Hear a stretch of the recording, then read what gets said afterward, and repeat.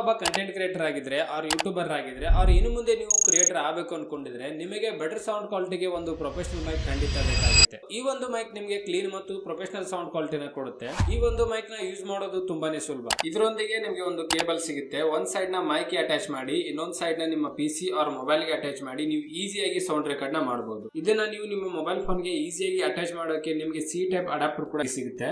ಇದರೊಂದಿಗೆ ನಿಮಗೆ ಒಂದು ಟೇಬಲ್ ಮೌಂಟ್ ಕ್ಲಾಂಪ್ ಕೂಡ ಸಿಗುತ್ತೆ. ಇದನ್ನ ನೀವು ನಿಮ್ಮ ಕೌಂಟರ್ ಗೆ ಈಸಿಯಾಗಿ ಫಿಟ್ ಮಾಡಿ ಮತ್ತು ಕಸ್ಟಮೈಸ್ ಮಾಡ್ಕೊಂಡು ಕೂಡ ಯೂಸ್ ಮಾಡಬಹುದು. ಅದ್ರ ಜೊತೆಗೆ ಮೈಕ್ ನ ಫಿಟ್ ಮಾಡೋಕೆ ಅಂತಾನೆ ಒಂದು ಶಾಕ್ ಸಾಕೆಟ್ ಕೂಡ ಕೊಟ್ಟಿರ್ತಾರೆ.